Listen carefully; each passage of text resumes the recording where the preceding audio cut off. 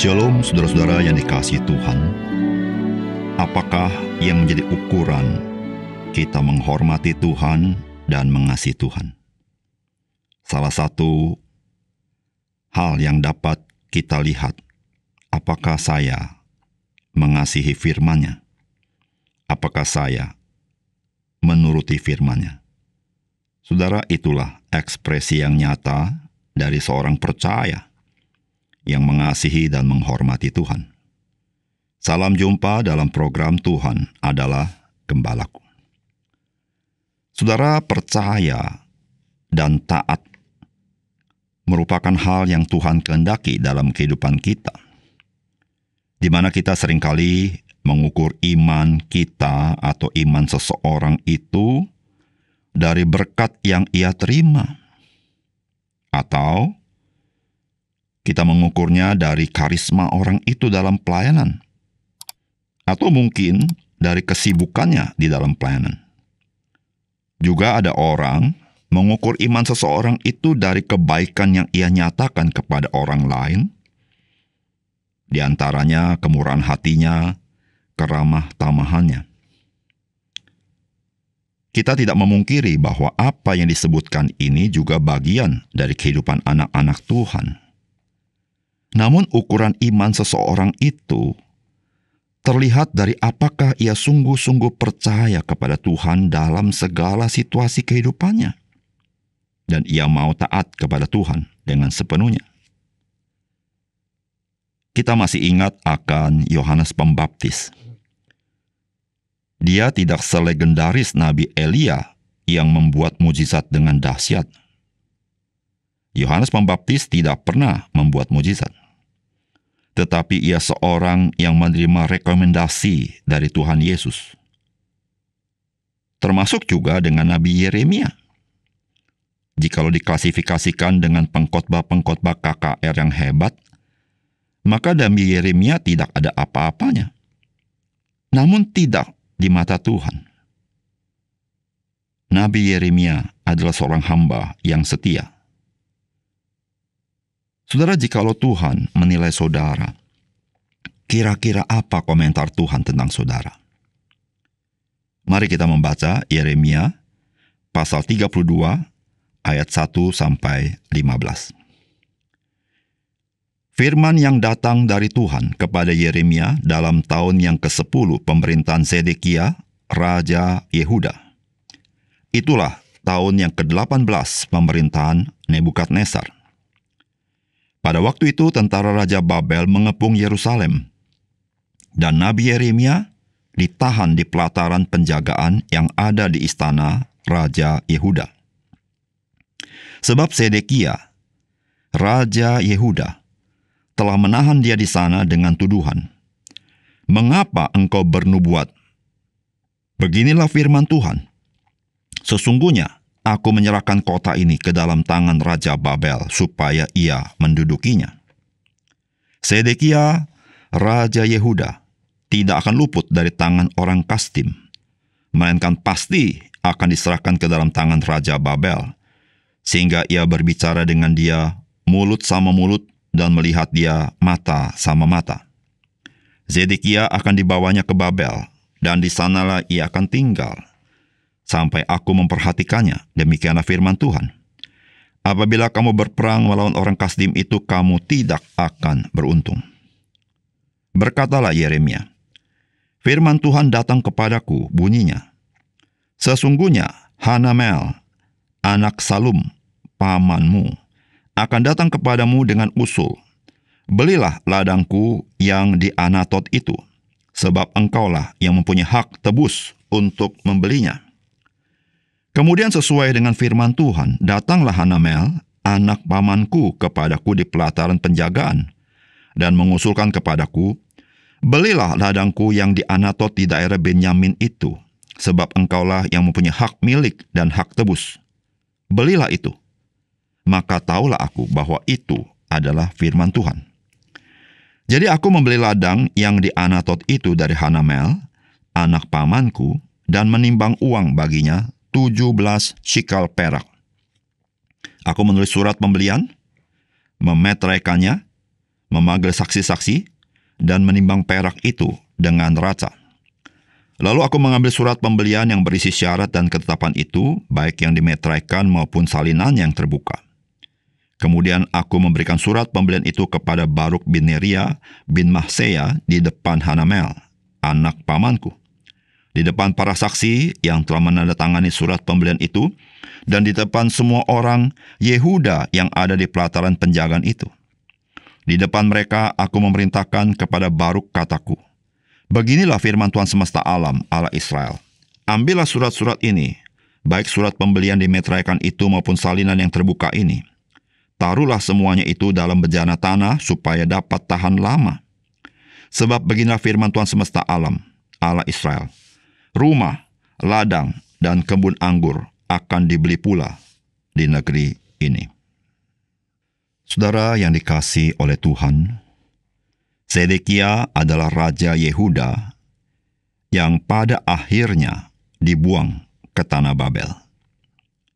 Ketika Sedekia merespon apa yang dikatakan Yeremia tentang Yerusalem dan Yehuda, tentu sebuah respons yang bersifat nasionalis, karena ia tidak suka mendengar bahwa Yerusalem dan Yehuda diserahkan ke tangan Babel. Apakah salah dengan nasionalisme? Tentu tidak salah. Tetapi yang salah adalah bahwa Sedekia tidak realistis di dalam merespon Nabi Yeremia. Sebab Nabi Yeremia menyampaikan apa yang Tuhan firmankan, bukan apa pendapat Yeremia. Saudara, apakah pesan firman Tuhan bagi kita? Yang pertama, ketika kebenaran firman Tuhan tidak menyenangkan bagi saudara, maukah saudara taat kepada firman Tuhan? Saudara, firman Tuhan berkata begini, pada waktu itu tentara Raja Babel mengepung Yerusalem dan Nabi Yeremia ditahan di pelataran penjagaan yang ada di istana Raja Yehuda. Sebab Sedekia Raja Yehuda telah menahan dia di sana dengan tuduhan, mengapa engkau bernubuat beginilah firman Tuhan, sesungguhnya aku menyerahkan kota ini ke dalam tangan Raja Babel supaya ia mendudukinya. Sedekia Raja Yehuda tidak akan luput dari tangan orang Kasdim, melainkan pasti akan diserahkan ke dalam tangan Raja Babel, sehingga ia berbicara dengan dia mulut sama mulut dan melihat dia mata sama mata. Sedekia akan dibawa ke Babel, dan di sanalah ia akan tinggal sampai aku memperhatikannya. Demikianlah firman Tuhan. Apabila kamu berperang melawan orang Kasdim itu, kamu tidak akan beruntung. Saudara, berita dari Nabi Yeremia sungguh berita yang tidak menyenangkan, khususnya bagi Raja Sedekia. Dan hal ini kita bisa maklumi, karena seorang raja dari sebuah negara mana pernah mau menerima berita untuk menyerah kepada bangsa lain dan menyerahkan negaranya kepada bangsa lain. Sehingga dapat kita katakan respons Sedekia adalah respons yang lumrah. Namun saudara, apa yang disampaikan Nabi Yeremia itu bukan pikiran Yeremia, tetapi apa yang disampaikan Yeremia itu adalah kebenaran firman Tuhan. Disinilah letak kesalahan daripada Raja Sedekia. Sedekia melihat Nabi Yeremia berbicara, dan Sedekia berpandangan itu adalah perkataan Nabi Yeremia. Sehingga Sedekia menghukum Nabi Yeremia karena dianggap sebagai seorang yang membela bangsa lain dan tidak bersifat nasionalis. Padahal saudara, Yeremia sedang menyampaikan firman Tuhan. Dan firman Tuhan itu bukan firman Tuhan yang menyenangkan, tapi firman Tuhan yang tidak menyenangkan bagi Raja Sedekia. Dan Raja Sedekia tidak pernah mau menerima kebenaran firman Tuhan itu.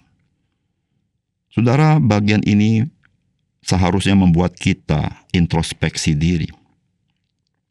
Saudara, jikalau kebenaran firman Tuhan itu datang kepada kita, dan berita itu tidak menyenangkan kita, atau dapat dikatakan berita itu seakan-akan merugikan kita, atau berita itu berita yang menegur kita dengan keras akan kesalahan kita, Saudara, apakah saya akan bersikap seperti Raja Sedekia? Ataukah kita akan berkata, Tuhan, terima kasih untuk firman-Mu. Saya mau taat kepada firman Tuhan. Saudara yang kasih dalam Tuhan, sebagai orang percaya, kita harus memiliki hati yang lemah lembut. Dan hati yang lemah lembut itu ketika kita mau hidup dipimpin oleh Roh Kudus. Dengan hati yang lemah lembut, kita baru dapat tunduk dan taat kepada firman Tuhan. Dengan demikian, saudara, ketika firman itu datang sebagai sesuatu yang kita tidak sukai, atau kita tidak senang, atau kita tidak nyaman, kita tetap dapat berkata, Tuhan, saya mau taat kepada firman-Mu. Yang kedua, saudara, ketika kebenaran firman Tuhan seakan-akan bertolak belakang dengan situasi dan kondisi, maukah saudara tunduk kepada firman Tuhan? Saudara, firman Tuhan berkata begini, berkatalah Yeremia, firman Tuhan datang kepadaku bunyinya, sesungguhnya Hanamel anak Salum pamanmu akan datang kepadamu dengan usul, belilah ladangku yang di Anatot itu, sebab engkaulah yang mempunyai hak tebus untuk membelinya. Kemudian, sesuai dengan firman Tuhan, datanglah Hanamel, anak pamanku, kepadaku di pelataran penjagaan dan mengusulkan kepadaku, belilah ladangku yang di Anatot di daerah Benyamin itu, sebab engkaulah yang mempunyai hak milik dan hak tebus. Belilah itu. Maka tahulah aku bahwa itu adalah firman Tuhan. Jadi, aku membeli ladang yang di Anatot itu dari Hanamel, anak pamanku, dan menimbang uang baginya 17 sikal perak. Saudara, dalam situasi yang dihadapi Nabi Yeremia, maka ada sesuatu yang sifatnya tidak biasa, karena situasinya pun tidak biasa. Sebab tanah Yehuda, sebagaimana Nabi Yeremia tahu, itu akan diambil alih, kan hancur oleh bangsa Babel. Namun saudara, Hanamel justru menawarkan ladang yang ada di Anatot supaya Yeremia menebusnya, karena Yeremia yang punya hak tebus itu. Saudara, kita tahu, saudara, menebus tanah yang akan direbut oleh bangsa lain bukankah kebodohan? Bukankah kerugian? Bukankah tidak masuk akal? Bukankah lebih baik nanti saja, tunggu waktunya? Tetapi saudara, perhatikan baik-baik. Ketika Hanamel menawarkan kepada Yeremia, belilah ladangku yang di Anatot di daerah Benyamin itu, sebab engkau yang mempunyai hak milik dan hak tebus. Belilah itu. Saudara, perhatikan respons Yeremia. Maka tahulah aku bahwa itu adalah firman Tuhan. Karena sebelumnya Allah sudah berbicara kepada Yeremia. Bagaimana respon Nabi Yeremia? Jadi, aku membeli ladang yang di Anatot itu